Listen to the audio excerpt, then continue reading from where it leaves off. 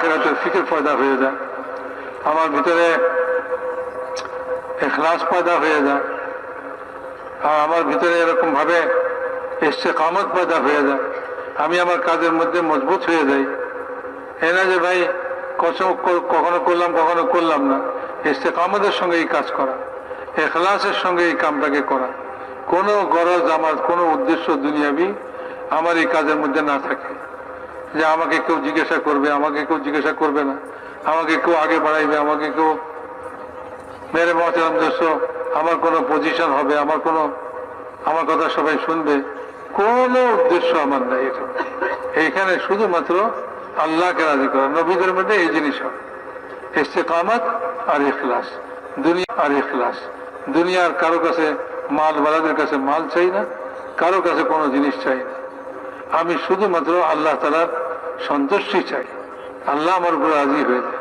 আল্লাহকে রাজি করার জন্য এই কামকে করা, এই জিনিস আমার ভিতরে পয়দা করার জন্য আমাকে মেহনত করতে হবে, আর আমার মধ্যে এই জিনিস পয়দা করতে হবে যে আমার মধ্যে ইস্তেকামত আনতে হবে, আর আমার মধ্যে ইখলাস পয়দা করতে হবে।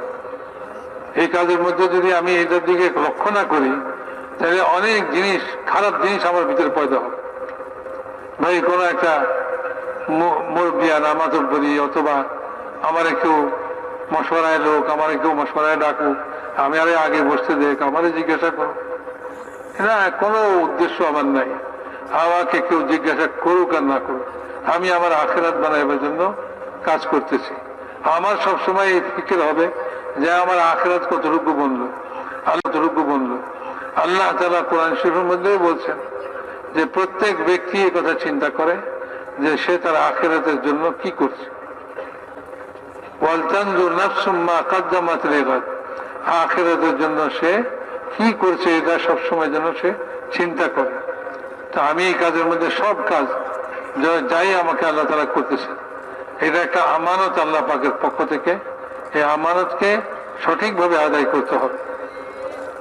সেই জন্য ভাই আমাকে সব সময় ইখলাসের সঙ্গে এই কাজের মধ্যে চলতে হবে, আর নিজের আখিরাতের ফিকিরে আমাকে চলতে হবে। আমি এই মেহনতের দ্বারা আমার আখিরাতকে বানাইতে চাইতেছি, আর কোনো উদ্দেশ্য আমার নাই।